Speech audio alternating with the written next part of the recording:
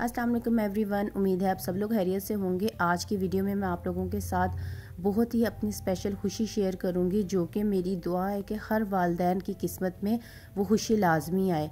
इसके अलावा मैंने इस स्पेशल दिन में क्या स्पेशल लंच बनाया और क्या क्या स्पेशल किया वो मैं आप लोगों के साथ सारा कुछ शेयर करूंगी इंशाल्लाह। आज सुबह सुबह का वक्त था और हफ्सा ने नूडल्स की फरमाइश की हुई थी। रात में ही जाके वो कनौर के इंस्टेंट नूडल्स ले आई थी और सुबह में उसको था कि मुझे जो है नूडल्स का ही नाश्ता करना है, तो मैं यहाँ उसके लिए नाश्ता बना रही थी और साथ साथ मैं दूध को बॉयल दे रही थी। यहाँ साथ ही जब हफ्सा ने फरमाइश की तो बाकी बच्चों ने भी कहा कि हमें तो स्पैगेटीज़ खानी है, तो मैंने उनके लिए साथ ही स्पैगेटीज़ बॉयल करने शुरू कर दी थी कि ये वो शाम में जो है वो स्पैगेटीज़ इंजॉय कर लेंगे। हदीजा जो कि सीलिक है वो आज घर में नहीं थी, इस वजह से बाकी बच्चे जो है ना वो थोड़ा दिल खोल के मेरे से फरमाइश कर रहे थे कि आज जो है हमें ये भी चाहिए ये भी चाहिए। तो हदीजा ने रात में आना था, वो अपनी नानों के घर गई हुई थी और इस वजह से जो हमने दिन में अच्छी खासी जो है ना वो ग्लूटेन वाली चीज़ों को एंजॉय किया, क्योंकि पहले अगर मैं इस तरह कोई चीज़ बनाती हूँ और हदीजा की नहीं बनाती तो मैं उसको एंजॉय नहीं बच्चे कर पाते, वो छुपा छुपा के खा रहे होते हैं। मैंने नाश्ता करवा दिया था हफ्सा को और उसके बाद मेरे अभी स्पैगेटीज़ हो रहे थे और साथ ही मैंने पालक गोश्त जो है वो चढ़ा दिया था। पालक गोश्त में मैंने चिकन लिया था जो कि मेरा इतना डीफ्रोस्ट नहीं हुआ था, सिर्फ हल्का सा वो खुला ही था, तो मैंने प्रेशर में उसको डाल दिया है। प्रेशर में एज़ा अपनी देगची यूज़ कर रही हूँ, इसको मैंने वैसे यूज़ नहीं करनी। उसके साथ ही मैंने इसमें नमक, लाल मिर्च, काली मिर्च और ज़ीरा पाउडर, धनिया पाउडर और हल्दी और लहसुन, अदरक और टमाटर के क्यूब्स डाल दिए थे। आप लोगों को डिस्क्रिप्शन बॉक्स में इस सब चीज़ों की क्वांटिटी मिल जाएगी, डिस्क्रिप्शन बॉक्स में नहीं तो यहाँ मैं आप लोगों के कार्ड लगा दूँगी। ये सारा कुछ डालने के बाद मैंने इसमें तकरीबन 1 प्याली के करीब मेथी डाली थी, फ्रेश धुली हुई मेथी थी, और वो मैंने इसमें डालकर चिकन को अच्छी तरह से भून लिया था। अच्छी तरह से भूनने के बाद मैंने इसमें साबुत गरम मसाले डाले थे, जो आप लोगों को पसंद है वो आप लोग डाल दें। मैं ज़्यादातर दालचीनी, ग्रीन इलायची, सिनेमन स्टिक और बादियान का फूल, मैं ये ज़्यादातर 4 यूज़ करती हूँ। आप लोगों को जो पसंद है आप वो डाल सकते हैं, और इसके अलावा मैं पिसा हुआ गरम मसाला यूज़ करती हूँ। ठीक है, इसके साथ साथ जब अच्छी तरह से भून गया था, तेल ऊपर आ गया था, तो ये मैंने आप लोगों के सामने जो मैंने पूरे महीने की प्रिपरेशन की थी ना, उसमें मैंने ये पैकेट्स बना कर रखे थे, वो मैंने इस तरह से रख कर और यहाँ इसको ढक के रख दिया ताकि जो पालक है वो डीफ्रोस्ट हो जाए।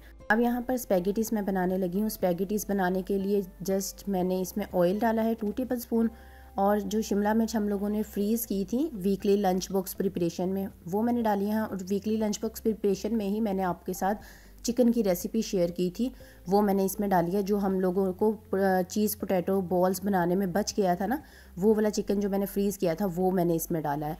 अब इसको मैं अच्छी तरह से मिक्स करूँगी। स्पाइसेस ऑलरेडी इसमें ऐड है तो मुझे कोई भी एडिशन ज़्यादा करनी नहीं पड़ेगी। इसमें मैंने सिरका, चिली सॉस और हॉट सॉस, ये 3 चीज़ें डाली हैं और इसको मैंने अच्छी तरह से मिक्स कर लिया। नमक और काली मिर्च आप लोग देखकर एंड पर डाल सकते हैं अगर आप लोगों को कम लगे। मुझे एंड पर कम लगी थी तो मैंने एंड पर थोड़ी सी डाल दी थी।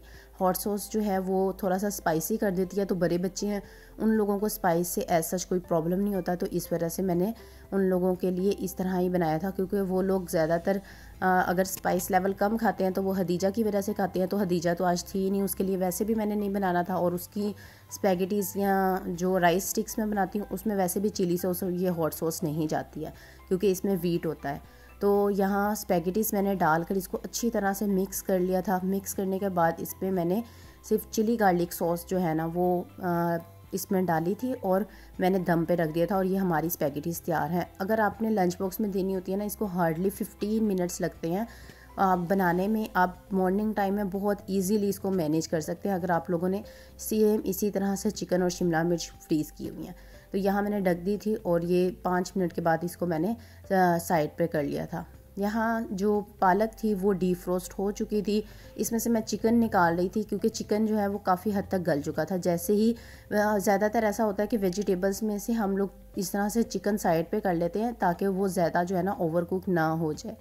तो यहाँ चिकन इस वजह से मैंने साइड पे कर लिया था, और जितना इसमें पालक में थोड़ा बहुत पानी था, हालांकि मैंने पानी नहीं डाला था पालक में, पालक का अपना पानी था, वही जो है वो इसमें से जब तक सूखेगा और तेल ऊपर आ जाएगा तो हमारी पालक तैयार है और इसमें हम लोगों ने सिर्फ और सिर्फ पिसा हुआ गरम मसाला डालना होगा।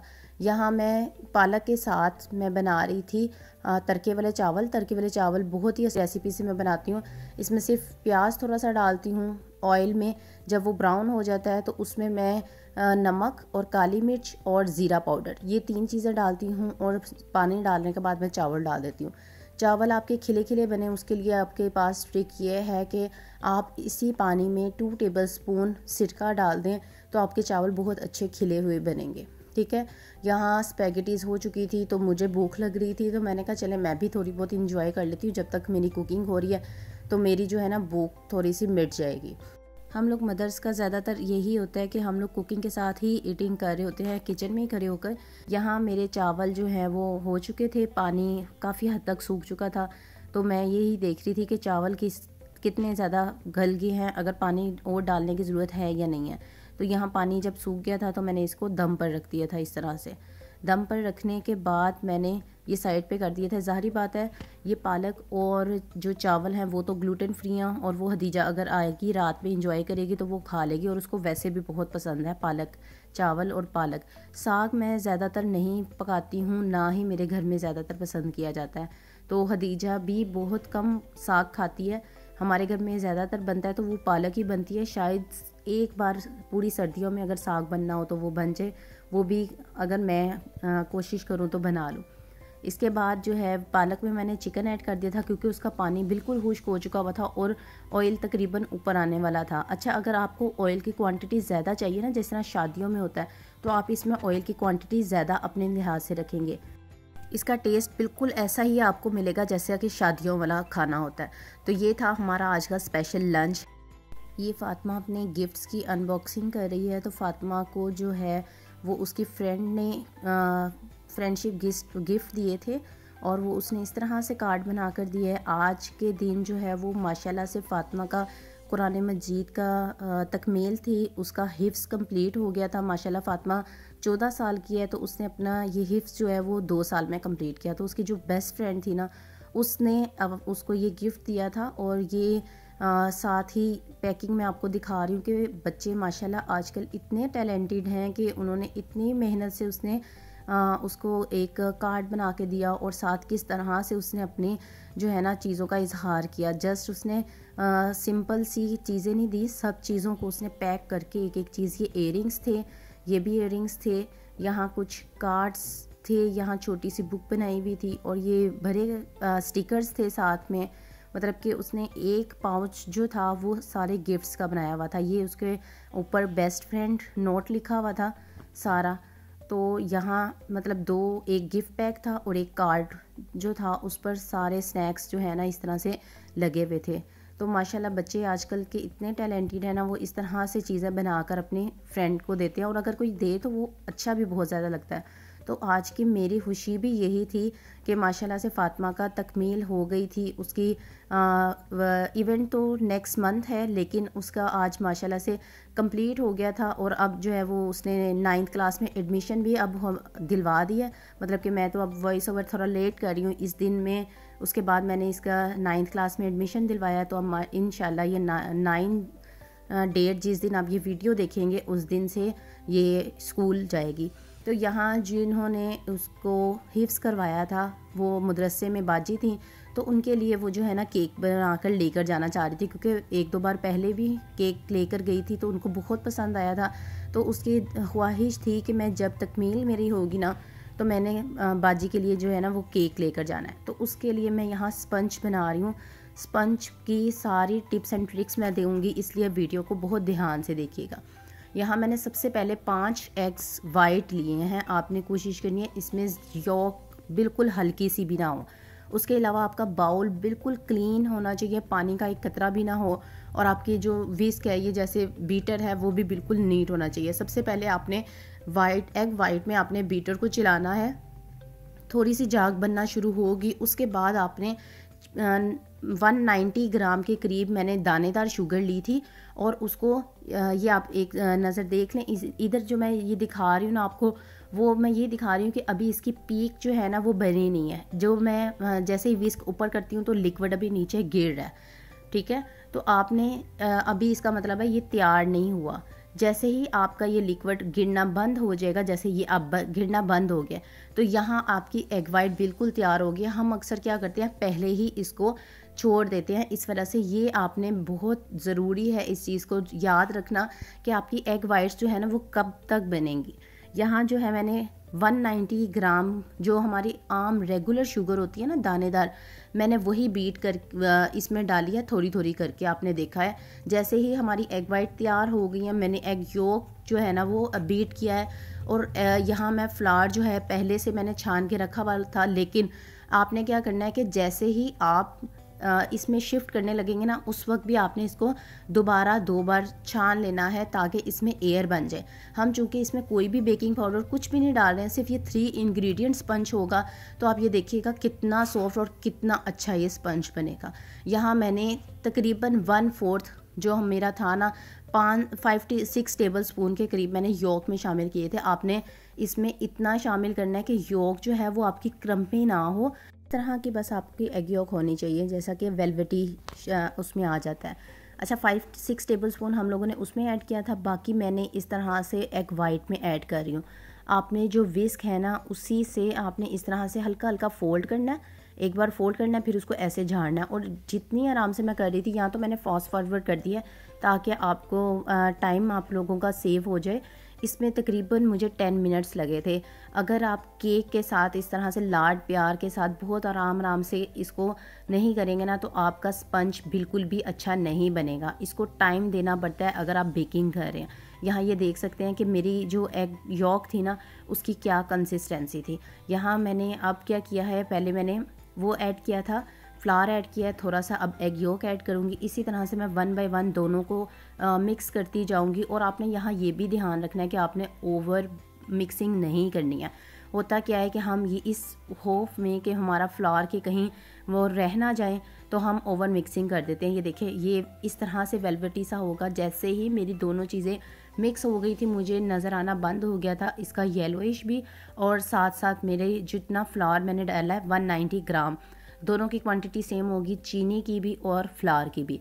मैदा जो हम लोग डालते हैं उस दोनों की क्वांटिटी सेम रखी है। और हमने इस तरह से बहुत आराम से इसको मिक्स करना है। और इसका ये टेक्सचर आप देख सकते हैं, बिल्कुल इस तरह का टेक्सचर होना चाहिए आपका, ठीक है।